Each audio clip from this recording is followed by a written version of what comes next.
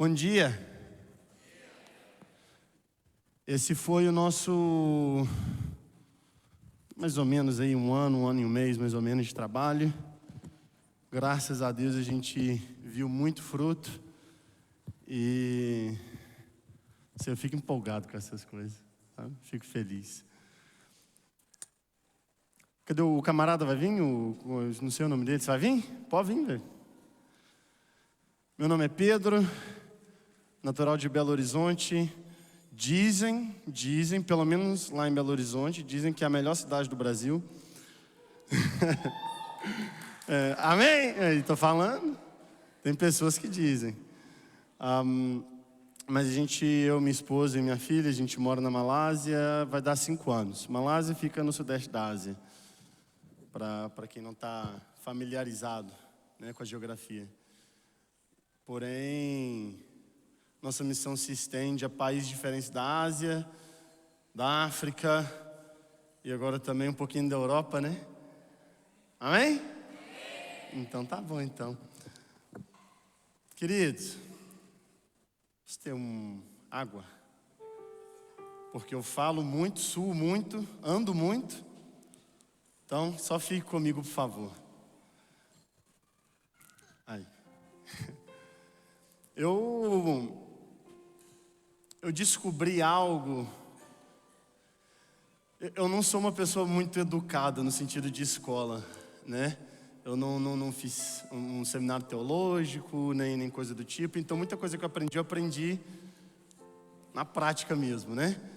A gente vai ler a Bíblia e vai fazer as coisas e vai aprender na prática. E eu descobri que quando Jesus fala alguma coisa, ele de fato quer dizer o que ele está falando. Que ele não fala pelos cocos, pelos cotovelos. E que quando ele diz que algo é necessário, adivinha por que ele falou isso? Obrigado. Pergunta, viu, gente? É porque é necessário.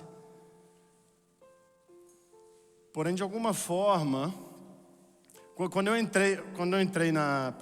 me converti, quando eu entrei para a igreja, eu tive um encontro radical com Jesus. E assim, ninguém me parava. Só o pastor da igreja.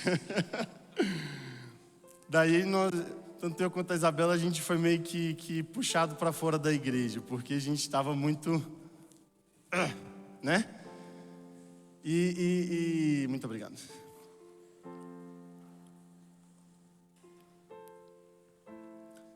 E o que era necessário, meio que foi ficando de segundo plano, sem a gente nem perceber.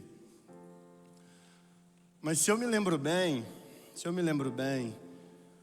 as últimas coisas que Jesus falou para os discípulos antes dele ascender aos céus, está em Atos, pouco antes do que ele leu, foi: esperem em Jerusalém, porque em Jerusalém vocês receberão o Espírito Santo, e vocês se tornarão minhas testemunhas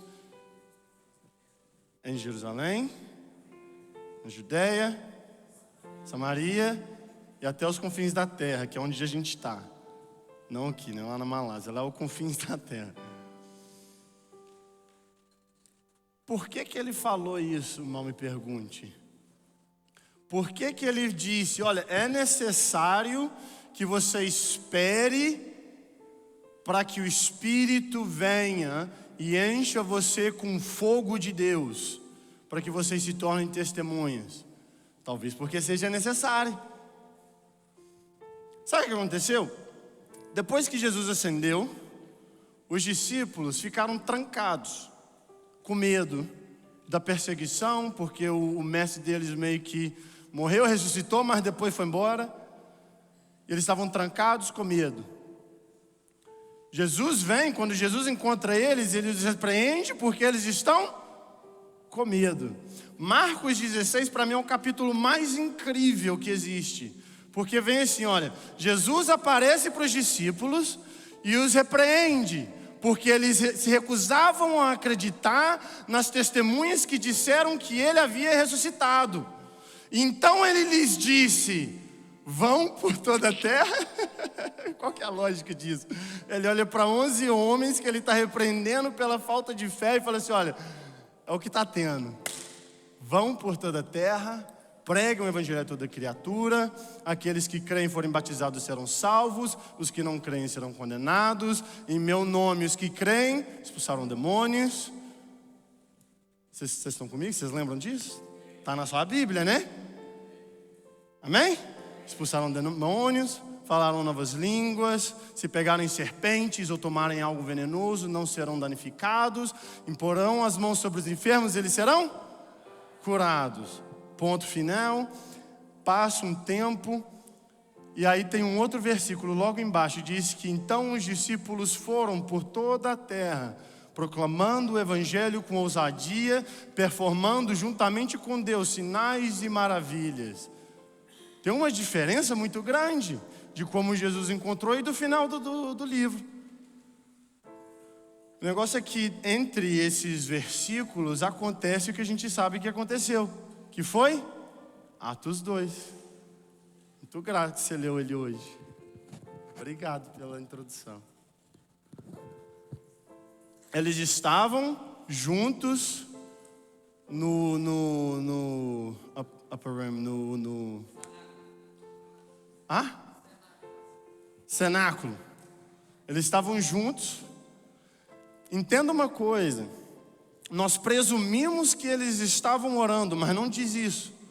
Eles constantemente se juntavam para orar, mas não diz que eles necessariamente estavam orando quando o Espírito veio. Eu acho que é de propósito, para você não pensar que o Espírito vem com fogo sobre você pelo que você faz. Sabe por que vem? Porque tem uma pessoa que ora. Sabe quem que ora? O Cristo. Ele disse, eu vou ao Pai e orarei para que Ele o envie, o Consolador. Quem ora para Jesus, quem ora para o Pai enviar o Espírito de fogo sobre você é o Cristo, por isso que Ele vem. Então acho que foi de propósito que eles não mencionaram isso. Então vem de repente como som, né, muito alto, e tal, tem aquela comoção e tudo muda, tudo fica diferente. É necessário o fogo do Espírito Santo.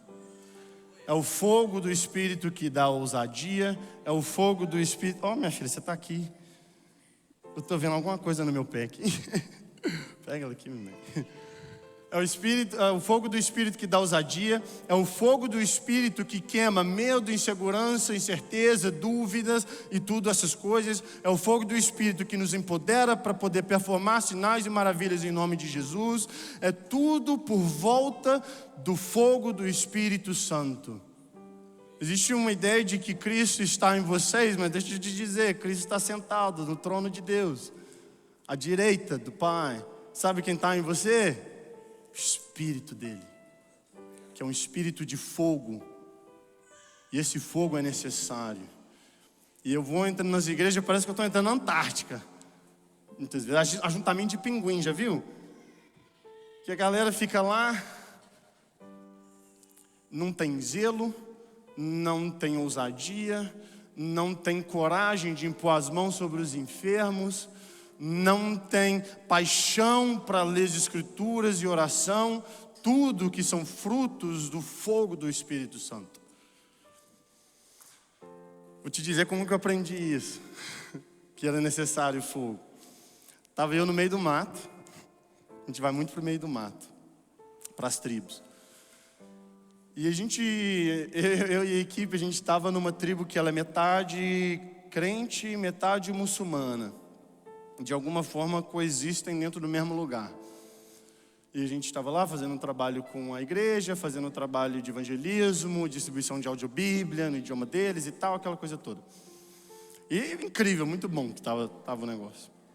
Entenda o seguinte, tribo indígena não tem luz, tá, gente? A luz é do sol, né? Não tem eletricidade, quero dizer. Então, chegou a noite, a gente terminou o trabalho, estava todo mundo preparando para dormir. Então, eram umas 10:30 da noite, beirando 11 horas. Fica escuro, sabe? Escuro. fica escuro. Você olha assim e vê a Via Láctea, sabe? É bonito. Daí vem chama de batim, né? O chefe da vila, como é que chama? Cacique, né? Seria no Brasil. Vem o cacique assim, você vê a lanterninha na testa assim, lá de longe vindo e tal. E chega para mim, para o intérprete da nossa equipe, assim, olha, nós precisamos da sua ajuda. Ah, é? Por quê? O que está acontecendo? Tá tudo bem? São 11 horas da noite, vai estar todo mundo dormindo. Não, porque tem uma vila aqui do lado. Lá não tem nenhum crente não, só que tem uma menina lá, tadinha, tem uns 14, 15 anos, ela está manifestando um demônio lá. Tem 6 pessoas, 6 homens tentando segurar ela dentro da casa. Vai lá para mim? Se alguém já viu algum filme de terror, assim, vai lá para o meio do mato, no meio do nada, às 11 horas da noite, porque tem um demônio lá. O que você faz? Você vai, né? Daí o intérprete, ele olhou para mim e falou assim, Pedro, a gente não vai não, né? Nós não vamos não, né? Nós vamos ficar aqui, vamos dormir. Falei, Shine é o nome dele. Falei, Shine, se a gente não for, quem que vai ir? Por que você tá com medo, velho? Ele já sei lá, né, velho? Tá escuro. Já tá manifestando demônio lá. Falei, você tá com medo por quê, rapaz? Fica ligado, velho. Se a gente não for, quem que vai lá? O chefe da vila, que seria o pastor da igreja, já veio, ele já não vai. O chefão lá já não vai, já abriu mão.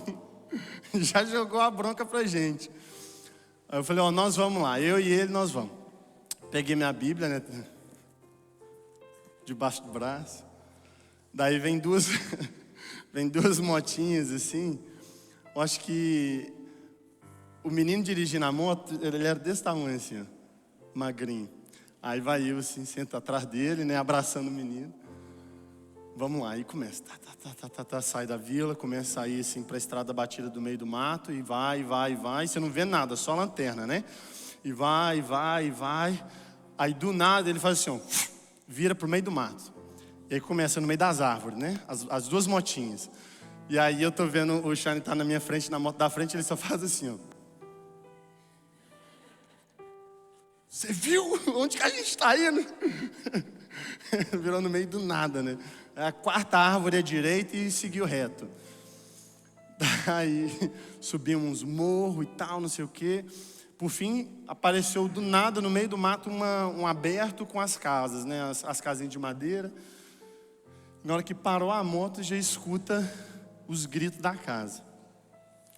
Só que entende o seguinte, quando um cara desse tamanho, branco, aparece quase meia-noite, no meio do mato, numa vila na Malásia, com a menina gritando, pulmão para fora, sabe o que acontece? A vila inteira vem. Então a gente entrou na casa, era como se tivesse um degrau assim, aqui. Tinha uns 4, 5 homens segurando a menina. Aí eu olhando, o Shine olhando, a gente chegou, agachou assim, só que não... Deu tempo da gente agachar, eu olhei, a casa já não tinha mais espaço. Tinha umas 40 crianças, uns 60, 70 adultos, todo mundo assim, né? Daí é que você olha e fala assim, é Jesus. Preciso da sua ajuda aqui. Daí, ministramos para a menina, expulsamos os demônios que tinha lá, a menina ficou quieta, ela voltou a si, né? Respirou, sentou, demos água. Na hora que estava tudo bem, eu falei para o Shine, você está pronto? Ele, pronto para quê? Para ir embora? Eu falei, não, que ir embora, menino, você está doido? Metade da vila está aqui, não tem crente aqui não. Nós não vamos perder essa oportunidade não, levanta aí, porque ele é o intérprete, né? Levanta aí, velho, vamos embora. Aí ele levantou e a gente começou a pregar o evangelho. E geralmente em aldeia muçulmana tem muita bruxaria. Falou, você está vendo as bruxarias que vocês fazem? Olha aqui o fruto. Vocês estão tudo com medo, mas é tudo fruto do que vocês estão fazendo. E pregamos sobre o Cristo, acima de todos os espíritos. A maioria que estava na casa entregou a vida para Jesus e a gente plantou uma igreja lá depois. Mas o ponto é, quem que vai em direção ao demônio no meio da noite, no meio da floresta? Levanta a mão.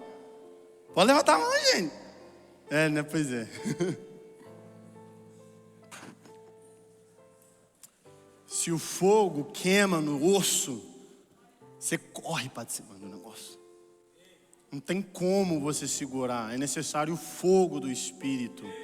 Se a igreja não queima, quem vai queimar? Ninguém. E aí a gente vai viver num mundo frio, sem conseguir experimentar a manifestação da pessoa de Cristo em caráter, em poder, em santidade, em zelo, por meio da sua vida. É o fogo do Espírito que transforma pessoas comuns, normais e ordinárias em soldados, capitães do exército celestial, que busca os despojos do campo inimigo. É igual Sansão, lembra de Sansão? Você lembra o que ele fez? Sansão, quando roubaram, os filisteus sequestraram a esposa dele. Ele foi e falou, tive uma ótima ideia, vou pegar raposas. Que deu na telha dele, né? Uma raposa? Não. Vamos pegar 200 raposas. Não é fácil pegar raposa não, tá? Só para você saber. Ele pegou 200, amarrou de 2 em 2. Está lá em Juízes 15. Sabe o que ele fez? Ele botou fogo na cauda e soltou nos campos de colheita dos filisteus. E de cima ele via as raposas queimando os campos de colheita dos filisteus. E daí ele foi buscar a esposa dele. Nós somos raposas, estão comigo? Indo para o campo de colheita dos filisteus, do inimigo, daqueles que roubaram a esposa de Cristo. Mas se não queimamos, não fazemos nenhum dano. Precisamos queimar. E aí eu descobri uma coisa. Eu vou abrir minha Bíblia, viu, Rafael? Porque se eu não abrir, você vai me bater. É porque deixa quieto.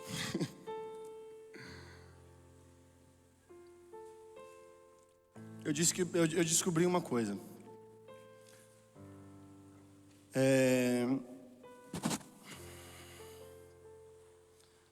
Existe algo que como corpo, muito obrigado, viu, velho? Que como corpo a gente desaprendeu a fazer e como consequência nos custou o fogo do Espírito. Existe um princípio que está aqui na vida, é um contraste entre a vida de João Batista e na vida de Cristo, de Jesus. Vamos ler Evangelho de João, capítulo 1.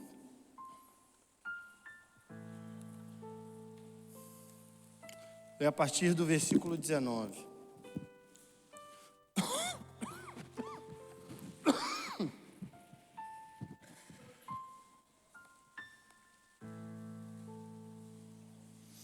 Quem chegou lá, fala amém.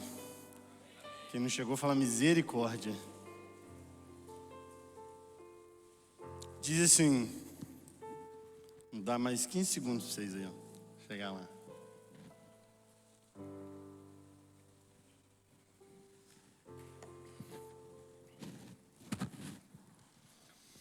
Este foi o testemunho de João, quando os judeus lhe enviaram de Jerusalém sacerdotes e levitas para perguntar: quem é você? Ele confessou e não negou. Confessou: eu não sou o Cristo. João era tão parecido com Cristo que até acharam que era ele. Falou: não sou eu. Diante disso, lhe perguntaram: então quem que você é? Você é Elias? Ele disse: não sou. Então perguntaram: você é o profeta? Não, não sou. Disseram-lhe então: diga quem é você, para podermos dar uma resposta àqueles que nos enviaram. o que é que você diz a respeito de si mesmo? Então ele respondeu: eu sou a voz do que clama no deserto, endireitem o caminho do Senhor, como disse o profeta Isaías. Então ele disse: eu sou aquele que veio como o precursor do ministério do Messias. Eu sou o que vem antes, eu sou o que prepara o caminho, que abre o caminho para que o Messias venha. Eu estou aqui, não é isso?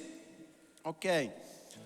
Ora, os que haviam sido enviados eram um grupo de fariseus e perguntaram a João: então por que você batiza? Os fariseus são mineiros. Uai, por que você batiza então? Se você não é o Cristo, nem Elias, nem profeta, se você não é ninguém, você batiza por quê? Eu batizo com água, mas no meio de vocês está alguém que vocês não conhecem. Ele vem depois de mim, mas não sou digno de desamarrar as correias de suas sandálias. Essas coisas aconteceram em Betânia, do outro lado do Jordão, onde João estava batizando. No dia seguinte, vendo que Jesus vinha em sua direção, disse: eis o Cordeiro de Deus, que tira o pecado do mundo. Esse é aquele a respeito de quem eu falava quando eu disse: depois de mim vem um homem que é mais importante do que eu, porque já existia antes de mim. Eu mesmo não o conhecia, mas vim batizando com água a fim de que fosse manifestado a Israel. E João testemunhou dizendo: eu vi o Espírito descer do céu como pomba e pousar sobre ele. Eu não o conhecia. Aquele, porém, que me enviou a batizar com água me disse: aquele sobre quem você vir descer e pousar o Espírito, esse é o que batiza com o Espírito Santo e com fogo. Pois eu mesmo vi e dou testemunho de que ele é o Filho de Deus. Entende uma coisa? João veio batizando, o batismo para o arrependimento, preparando o caminho para o Messias, porque o Messias viria e batizaria com o Espírito Santo e com fogo. Fogo. Existe um princípio que não podemos perder, que é a necessidade ou a habilidade de abrir o caminho do fogo com o arrependimento. E ao longo dos anos a gente passou a acreditar que arrependimento é chorar aqui, pedir desculpa e se sentir mal pelo que a gente fez, e a gente chama isso de arrependimento, mas nunca muda nada. E aí o caminho do fogo não está aberto, fica todo mundo gelado e perguntando por que está assim. Pedro, quando está pregando em Atos, ele faz toda uma dissertação de por que Jesus é o Messias, que vocês crucificaram e mataram. Este foi quem o Pai escolheu como pedra angular, que seria pedra de tropeço para os que não crerem. E aí no final diz que eles foram cortados em seu coração e perguntaram: o que devemos fazer? Pedro respondeu: arrependam-se e vocês receberão o presente, o dom do Espírito Santo. E essa é uma promessa para vocês e para os que estão distante, além de vocês. Sabe quem é esse? Sou eu. E é você. Mas deixa eu te explicar uma coisa. Na medida que a gente distorce o entendimento de arrependimento, é o mesmo caminho para a Antártica. Vamos pôr assim.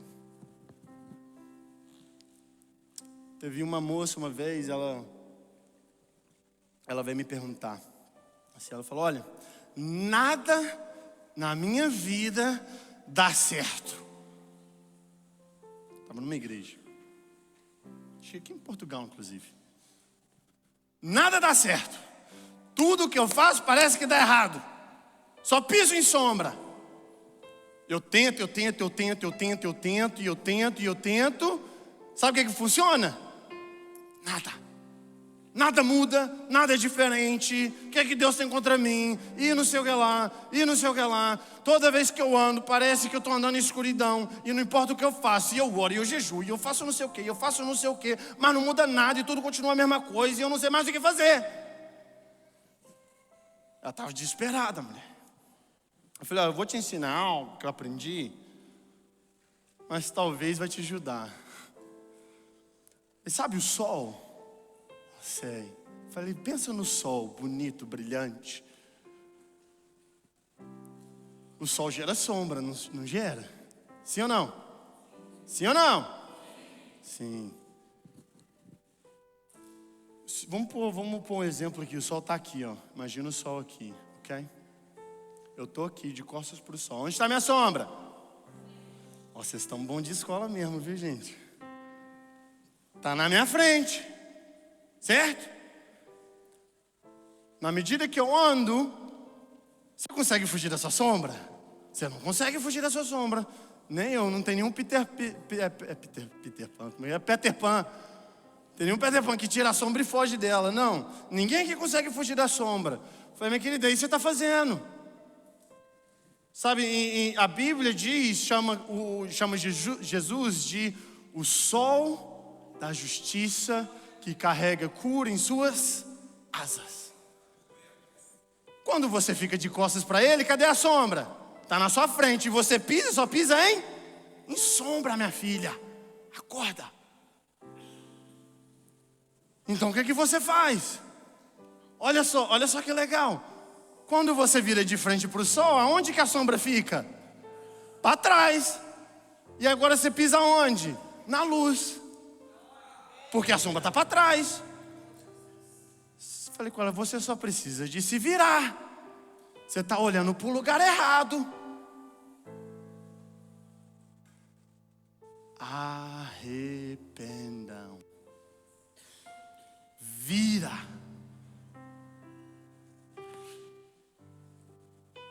Para de olhar para onde você está olhando e olha para outro lugar. O problema é que quando a gente fala ou reduz o arrependimento a pedir desculpa e a ficar choramingando aqui e ali, sabe o que acontece? Aí acontece uma febre hoje no corpo, que é, eu já pedi desculpa, eu já me arrependi, eu já chorei, já fiquei triste, mas ainda está aqui. Aí começa, é porque eu sou humano, então não, é porque você só não se virou. Você ainda está olhando para qualquer coisa que você está olhando. Oi, princesinha, agora o papai está gritando aqui, suando. Estou empolgado. Você só não se virou. Mas no momento que você vira e a sua face fica de frente com a do Cristo, você começa a pegar fogo. Sabe por quê? Sabe o que tem nos olhos dele? Fogo. Sabe o que tem? Tem um rio de fogo diante do trono. Sabia que no trono de Deus tem roda? Tem roda. E sabe como é que essas rodas estão? Em chamas. Está tudo pegando fogo. Inclusive quem está diante dele olhando para ele. Incendeia. Pega fogo. Porque a gente se virou.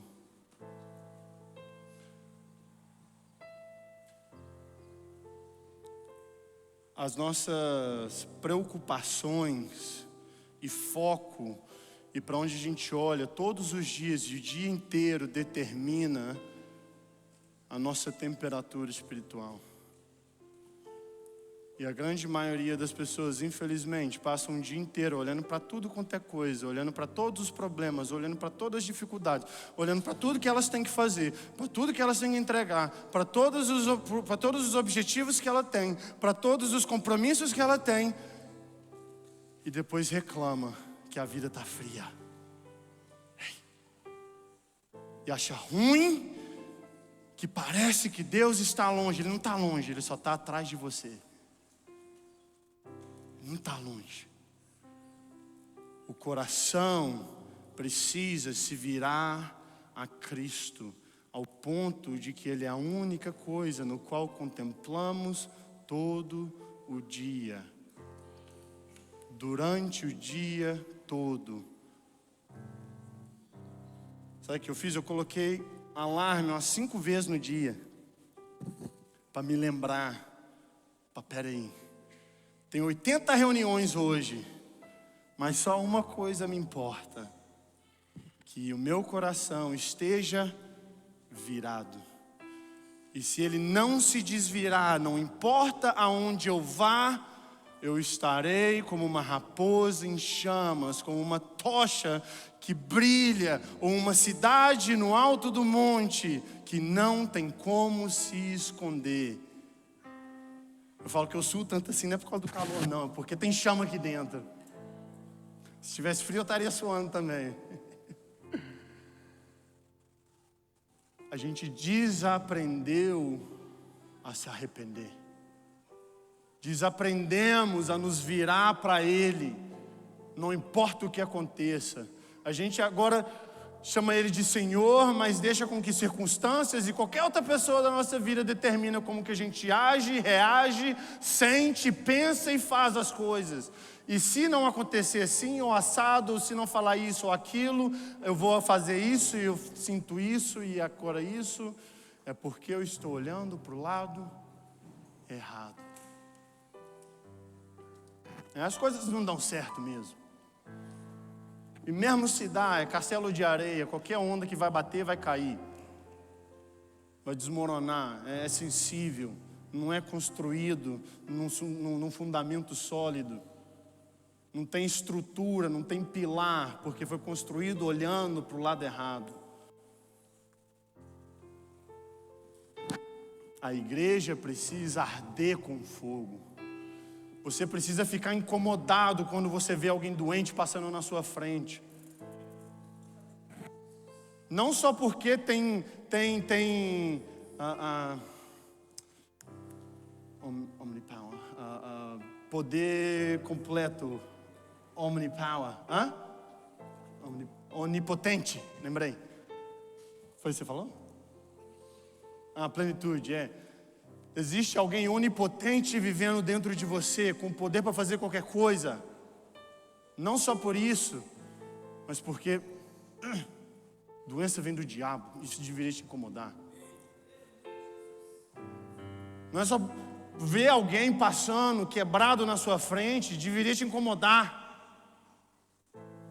Mas não incomoda mais. É como se fosse normal. Que normal o quê? É normal aonde? Mas doença é normal. Normal para você. No reino não é. Coração quebrado é normal. Normal talvez para você. Para ele não é. O ministério dele é para mend. Colocar de volta corações quebrados. Não é deixar do jeito que está. Nós precisamos arder com o fogo do Espírito Santo. Consequentemente, nós precisamos praticar, aprender, crescer e entender a habilidade de nos arrepender diante dele. Entender que quando algo sai do fecho, só tem uma coisa que eu preciso fazer. É virar e olhar para ele. E o único motivo pelo qual aconteceu é porque eu estava olhando para o lugar errado. Diz: aqueles que pecam, pecam porque não o conhecem, nem entenderam o seu coração. 1 João capítulo 3. Não estavam olhando para ele. Mas aqueles que permanecem nele, capítulo 2 diz: viverão como Jesus viveu. E ele foi um homem em chamas. Vocês estão comigo?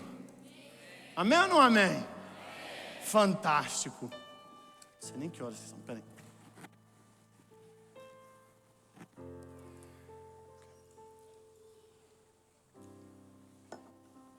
O que eu quero fazer com vocês hoje?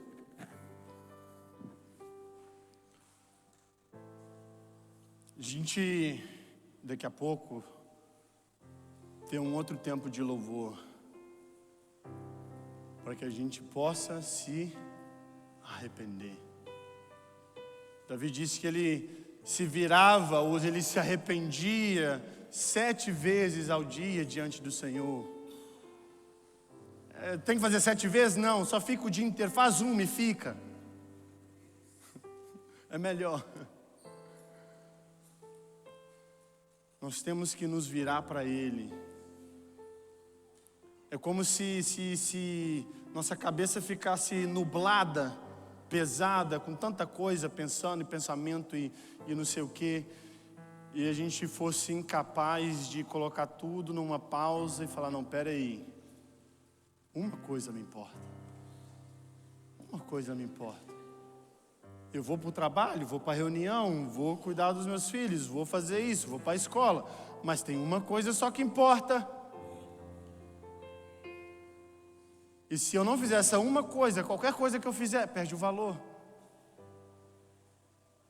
Porque ao invés de ser um homem ou uma mulher em chamas entrando num lugar, é como se fosse um bloco de gelo que não faz diferença aonde está. Eu vou te falar o seguinte, se eu botar um gelo aqui, ó, vai ficar aqui, vai derreter, ninguém vai nem se importar. Agora deixa eu jogar uma chama aqui para você ver se não sai todo mundo correndo.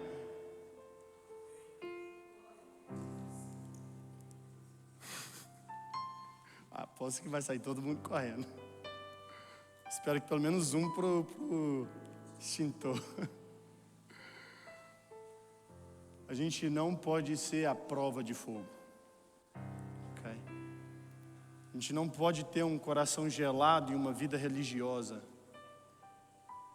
A gente não pode ficar acostumado com as práticas cristãs, mas o Cristo em si falta na minha vida. A gente não pode ficar acostumado com a prática de crente, mas o que eu de fato acredito não de fato traduz na minha vida.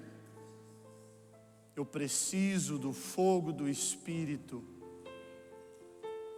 Eu preciso queimar de paixão em meu osso, ao ponto de que nada mais me satisfaça a não ser que eu veja a verdade das Escrituras sendo desenvolvidas de forma prática na minha vida, de forma completa e inteira, sem hipocrisia, sem desculpas, sem talvez, mais isso aqui e ali, mais isso calar, de forma completa e inteira na minha vida. Eu não tenho desculpa se a minha vida não está de acordo com o que as Escrituras dizem que eu devo viver. Simplesmente falta o fogo do Espírito. Eu preciso queimar, olhar para Ele, contemplar o rosto dEle, me arrepender, deixar as coisas que eu fico tentando segurar, perde isso. Esquece isso. Sua vida, esquece sua vida. Se você ficar tentando segurar a sua própria vida, sabe o que vai acontecer? Você vai perder. Mas aqueles que perdem suas vidas, eles sim a encontram. Larga mão do mundo. Larga mão dos seus sistemas de valores, dos sistemas de valores do mundo. Larga mão do sistema de hierarquia, de prioridades do mundo. Larga mão do que eles dizem ser necessário. Pare de amar o mundo, pois o amor ao mundo só vai gerar desejos egoístas, vontades que nunca são satisfeitas, e você nunca vai queimar. Se arrependam. Olhem para Cristo. Abra o caminho do fogo e deixa queimar. Vocês estão comigo? Imagina uma estrada de terra, tempo dos bandeirantes, estilo bandeirantes. Para abrir o caminho é necessário se virar. É necessário bater a faca lá e tirar os galhos e não sei o quê e deixar o caminho aberto. Mas uma coisa eu sei, quando a gente se vira no nosso coração, para de ser aquela pessoa que demanda coisas, que necessita de tudo e sempre está faltando alguma coisa. A gente larga, se vira e olha para Ele. É uma promessa do Pai para as gerações passadas, para vocês e para futuras, que o Espírito Santo vem como fogo, toma conta, arde, possui tudo, e daí para frente tudo fica diferente. Vocês estão comigo? Amém? Então, daqui a pouquinho a gente vai ter o louvor, só porque eu percebi que para algumas pessoas em silêncio é esquisito. Para a gente ter esse tempo de se virar, se arrepender e deixar a sua vida, larga a sua vida, pelo amor de Deus. Para de tentar se autoproteger, se autopromover, se auto qualquer coisa, larga a mão da sua vida. E se virar para Cristo. E depois, o vinho, a gente vai orar para que sejamos cheios do fogo do Espírito Santo. Estão comigo? Para que o nosso coração trema com fogo, fique cheio da presença ardente do Espírito de Deus. Estão comigo? Amém ou não amém? Amém ou não amém? Então tá bom, eu nem gritei para vocês hoje, eu tô bem controlado. É porque eu não sei se o Rafael vai me xingar depois se eu gritar. Cearense misturado com mineiro, isso não pode, né? Cutucar o urso com a vara curta. Vamos então? Fica de pé comigo.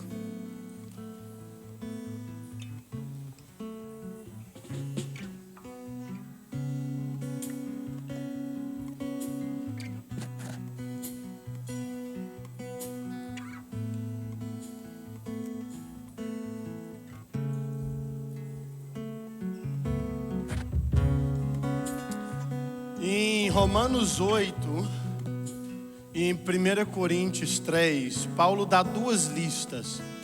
1 Coríntios 3, ele tá adereçando, addressing. Ele tá confrontando, tá falando sobre a divisão da igreja de Coríntios, que eles estão dizendo assim: eu sigo Paulo, eu sigo Apolos. Aí vem os espirituais e falam assim: não, eu sigo a Jesus. E aí ele fala assim: gente, para com essa palhaçada, tudo pertence a vocês.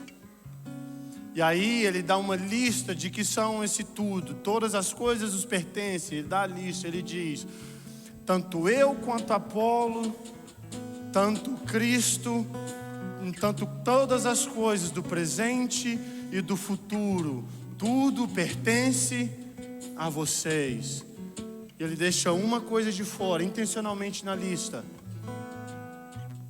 passado. Ele fala presente e futuro. Passado deixa para lá. Por quê? Porque não pertence, senão estava lá. Romanos 8 diz: estou confiante de que nada pode nos separar do amor de Cristo. Nada nessa terra ou nos céus, nem principados, nem potestades, nada no presente, nem no futuro, pode nos separar do amor de Cristo. O que ele não mencionou? deixou de fora de novo. Passado. Enquanto você acha que pertence, porque não pertence, tudo, do presente para trás, pertence a você, e você fica olhando para ele, é uma das únicas coisas que tem a total habilidade de te separar do perfeito amor de Cristo em Deus Pai. Dizem que quem olha muito para trás fica salgado, né? Dizem que sim, fica amargo.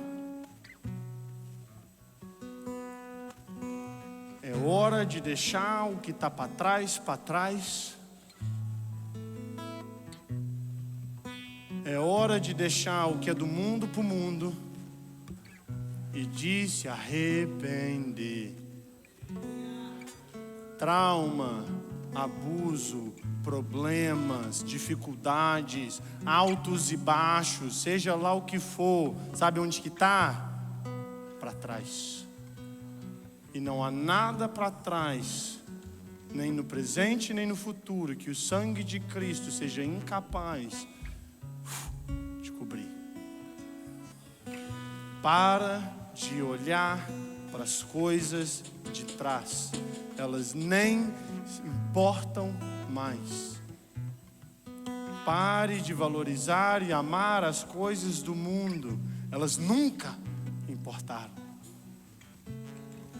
É hora de se virar, de se arrepender, de se alinhar e olhar para a face dele, para os olhos dele. Amém? Eu vou orar e a gente entra para o louvor. Pode ser? Amém. Jesus,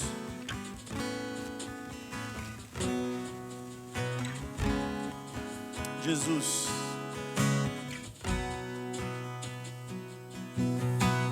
convince o nosso coração hoje, Espírito Santo. Tira-nos do passado, tira-nos das coisas do mundo, atraia o nosso coração para que possamos nos virar.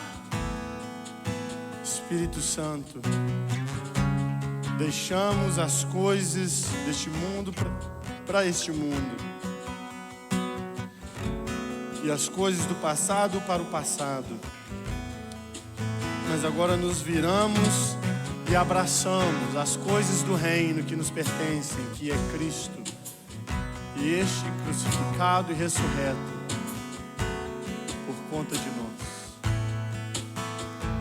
Jesus, mostre-nos a tua face. Receba-nos quando nos virarmos. Nos pegue pela mão, Jesus. Nos pegue pela mão. Os que estão longe e os que estão logo ali na esquina da sua presença. Jesus, pegue-nos pela mão. Pegue-nos pela mão e nos vire. Vire o nosso coração. Mude a nossa mente. Amacie o nosso coração de pedra. Permita-nos ver a sua face, para que possamos de fato sermos cheios do seu amor, do seu fogo. Jesus, até que nada mais importe, mostre-nos o teu rosto.